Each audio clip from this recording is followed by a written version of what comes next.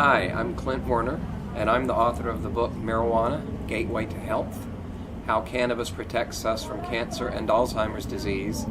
And since I published my book in 2011, just 3 years ago, there's been an enormous amount of information that's come out to tell us more about how cannabis protects us from not only cancer and Alzheimer's disease, but also one of the most threatening and expensive diseases our society faces, diabetes. And this actually came as something of a surprise to me because there were some earlier studies that I have in my book that cannabis and the cannabinoids in cannabis can protect us from the effects of diabetes and minimize some of the harm that happens as a result of diabetes, such as blindness and perhaps nerve and vessel damage.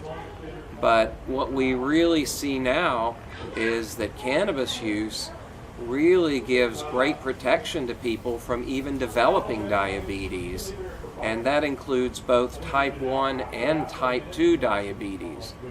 With type 1 diabetes, it's pretty remarkable that THC, CBD, and perhaps other cannabinoids like THCV have really powerful effects at minimizing the harm that the body's immune response does to the cells in the pancreas that produce insulin that help regulate blood sugar and convert it into energy in the body. And that's part of the problem with type 1 diabetes, is that the body's immune system attacks these cells. They can't produce insulin.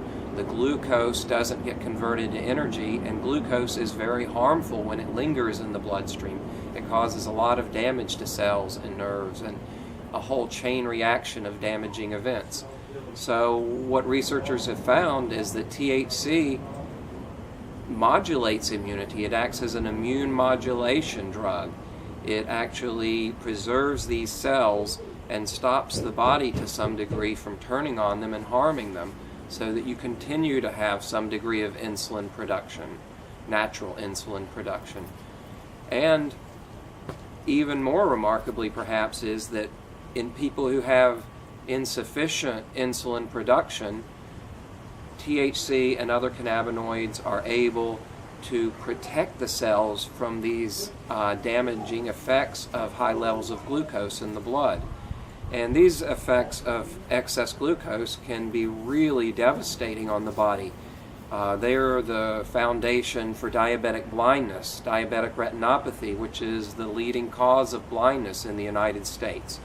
Also, we know that diabetics frequently have toes or limbs amputated. This is because of nerve and vascular damage, blood vessel damage, and infections. And cannabis really addresses this and stops this damage to nerves and cells and blood vessels, and keeps people safe from going blind or having to have amputations. And in type 2 diabetes, which is adult onset diabetes, the interesting thing is this is very associated with weight gain and excess fat and obesity, which causes an inhibition of the body's ability to effectively use the glucose in the blood.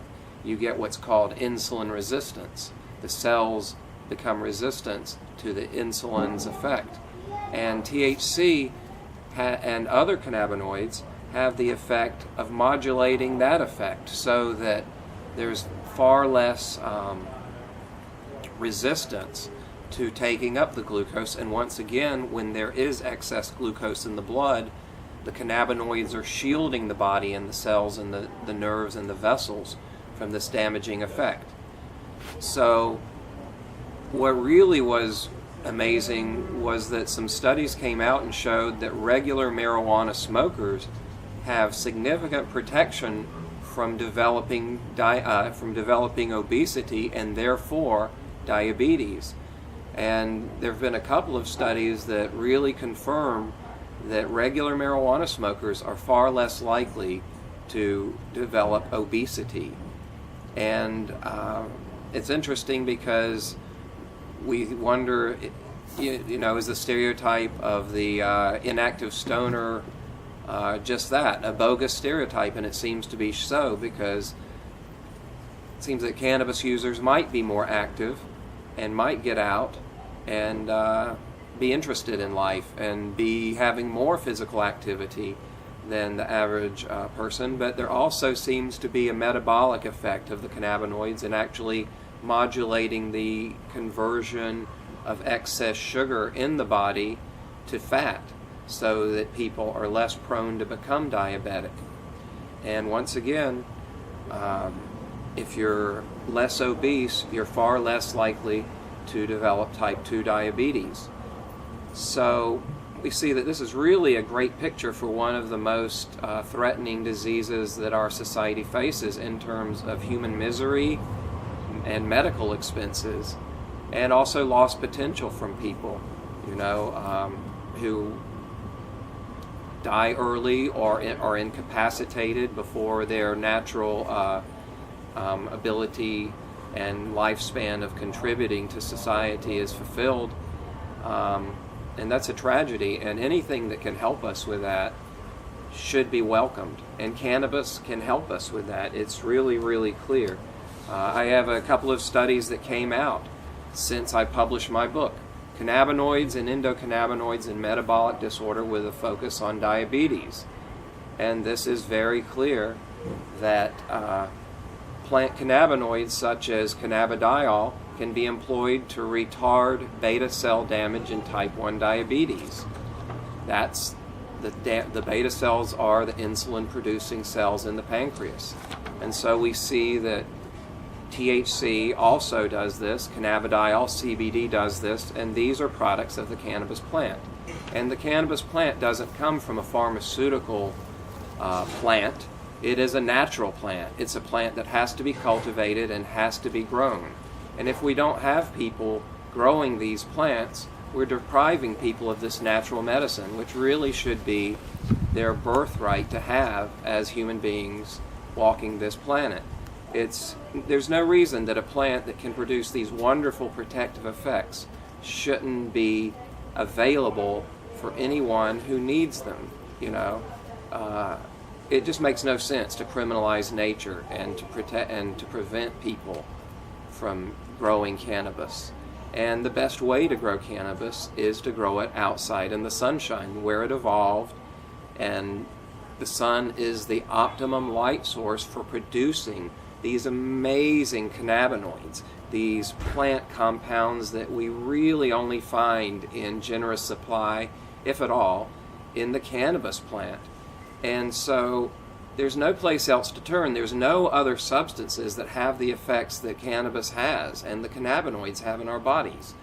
The role of cannabinoids is to prevent disease states from getting a hold in us, to interrupt any disease states that might get a hold in us, and to trigger our intrinsic repair mechanisms to dial back the damage that the disease has done. So we really need to embrace these and to encourage people to cultivate cannabis. I also want to go back to some of these studies.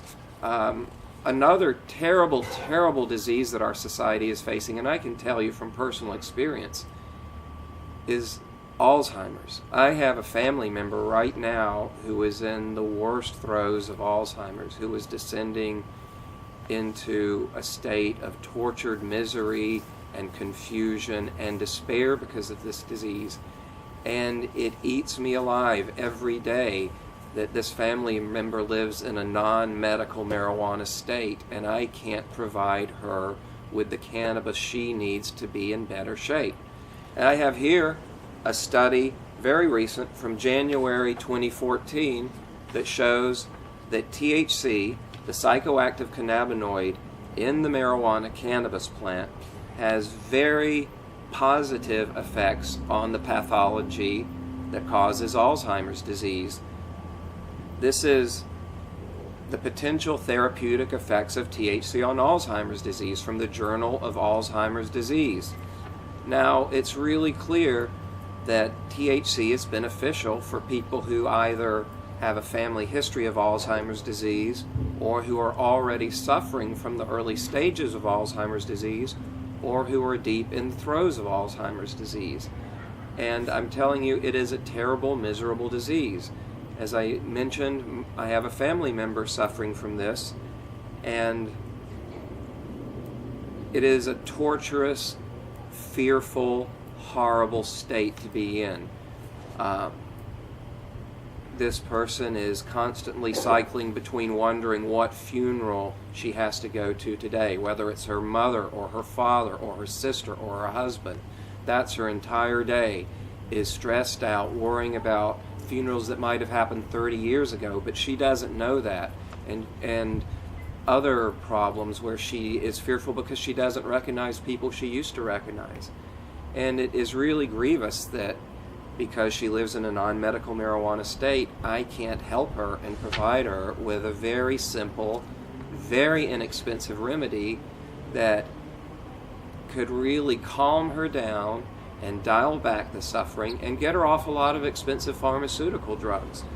And so this is a lab study, but I also have studies in people that really address this, and this is something that people need to know about. This is a study that was done in a senior citizen's home in Israel, and they used inhaled cannabis, either vaporized or smoked, for these elderly patients who were having terrible, terrible problems. And the first case I just want to talk about was Mrs. A, born 1935, admitted at age 75, diagnosed with dementia.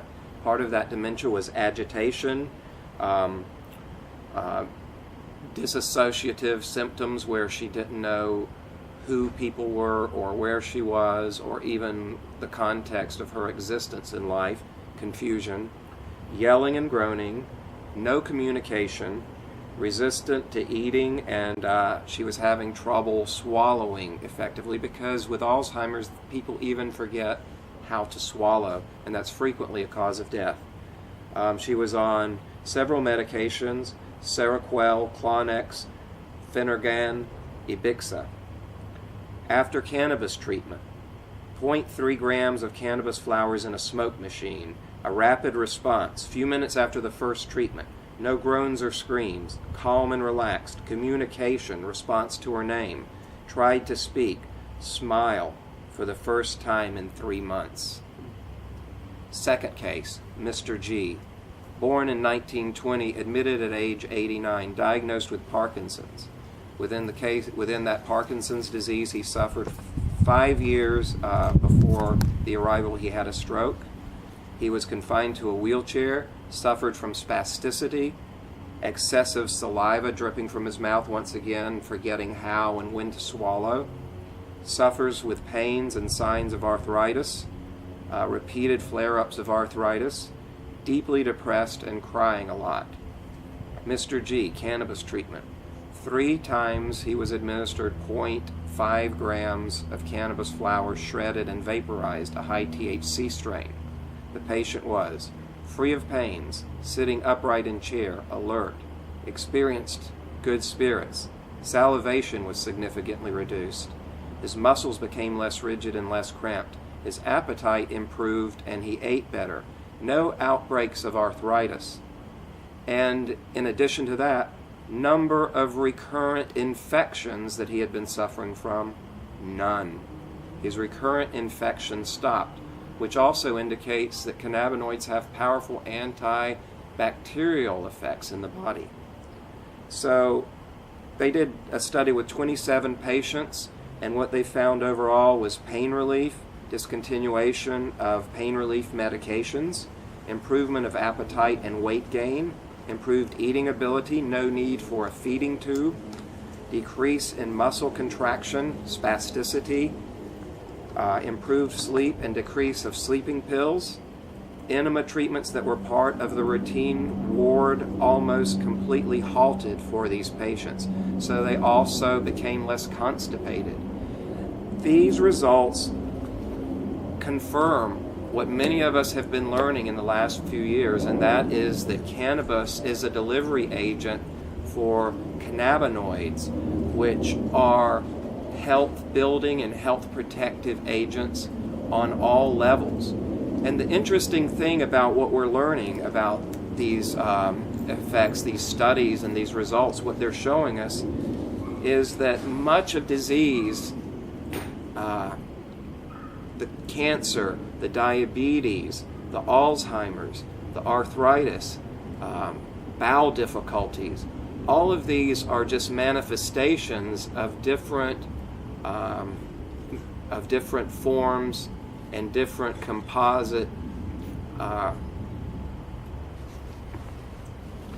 So what we're learning is that these diseases, cancer, Alzheimer's, diabetes, arthritis, digestive disorders, they all have similar root causes. It's not that they are such different diseases, they're all linked by very similar pathological processes. And these processes involve inflammation, oxidation, harmful oxidation, and immune dysfunction. And what is really interesting is, depending on the order in which these influences manifest themselves, a different disease arises, and where they manifest themselves. If they manifest themselves in the central nervous system, you'll get neurodegenerative illnesses, you'll get Alzheimer's, you'll get Parkinson's disease, you'll get ALS, you'll get Huntington's disease. If they manifest themselves in the digestive tract, you can get colon cancer, you can get inflammatory bowel disease, colitis, all of these problems with the bowels. If they manifest themselves in the pancreas, you can get diabetes. If they manifest themselves at a cellular level, you can also get type 2 diabetes through insulin resistance. So what's really remarkable and really promising for humanity and health and wellness is that cannabinoids from the cannabis plant, from marijuana, address all three of these disease influences remarkably effectively. Chronic inflammation, cannabis dials it way down. You can see it in the blood markers. People who smoke marijuana 3 times a week have 50% less amount of an inflammatory marker called C-reactive protein than people who don't use cannabis at all. C-reactive protein is also an absolute marker for likelihood for developing heart disease. So proper use of cannabis can really protect us from heart disease as well. And all of these diseases are intertwined. If you're obese and you have diabetes, you have significantly greater risk of developing cancer. You have a significant increase in your likelihood for developing Alzheimer's or other types of dementia. And also inflammatory disease in the joints, which is arthritis. So it's all an interplay, because what you see is that the inflammation triggers immune dysfunction, which can then produce damage to the cells, which causes oxidative damage, or you can get immune dysfunction, which causes inflammation and then produces oxidative damage. So it really is remarkable. It's just a terrible stew of degeneration with these three components. And cannabis addresses each one of these three promoters of disease and dials them down. It takes down the inflammation, it modulates the immune function so that if you need an effective immune response, you're going to get it. But if you really have an overactive, damaging immune response where your body's attacking itself, cannabis can help eliminate that, or at least quiet it down. And the oxidative damage, the chain reaction of oxidative damage in the body is attenuated. The cannabinoids go in and they really neutralize the compounds that cause these. And this is something people need to know, because we all have family members who have no interest whatsoever in getting high. And the great news for them is they don't have to get high to benefit from this. But what we have to do is cultivate cannabis, because you can't make it from petroleum waste like they do certain pharmaceutical drugs. You can't synthesize it in a lab. It has to come from the earth and from the sun and the environment. It's really a gift of nature, a gift of God if you want to feel that way about it. It's a blessing to us all, no matter how you feel. And to not use it is to really engage in self-destructive behavior. The very good news is you don't have to use a lot if you're working on preventing the rise of these diseases. You can use tincture. You don't have to smoke a joint or a bong hit. You can take tincture every day or some capsules and get these cannabinoids introduced into your system, and they're going to blockade these damaging effects. They're going to interrupt these harmful responses in your body, and you're going to feel better, and you're going to experience a greater level of health, and you're going to either delay the onset of these terrible diseases or hopefully prevent them altogether. And that's what we need to do, and we need to really let people know that if they are concerned about their health, they can grow 1 or 2 plants, and they don't even have to grow them to the optimum level that the skilled growers do, but they need to grow female plants, and they can take those plants and they can put them in olive oil and process them themselves, make their own medicine, and treat themselves every day, relieve their pain, ease their family members' Alzheimer's symptoms, reduce their chances for getting cancer, hopefully protect themselves from getting diabetes and have to get on the needle. How would you like to have to, use a needle every day? Cannabis can be a gateway drug away from injection drug use in terms of insulin and other drugs, but that's something we need to think about, It's really remarkable what cannabis can do, and we need to encourage people to responsibly cultivate it and use it for remedies. They're topical remedies that work really well for pain, for burns. If you have a burn, the first thing you want to do is get cannabis in a salve and put it on it. I've had personal experience with this. Burn pain is one of the worst pains you can have. I burned my hand fairly severely, 3rd degree and 2nd degree burn. Grabbed something that was too hot, a handle on a pot on the stove, and I thought, why not try cannabis? I've heard it's good for other topical things. I heard it might be good for a burn. I went and I put it on, and I had pain up to my elbow, moving up to my shoulder, that throbbing pain, gone in like 20 seconds, 30 seconds. No pain at all. No blistering, no scarring. We need to get this remedy out there. We need to get over the reefer madness stigma and deal with what the science is saying, because the science can lead us to a greater state of compassion and a greater level of health and relief from human suffering and misery. And that's really what we need to do in life, isn't it?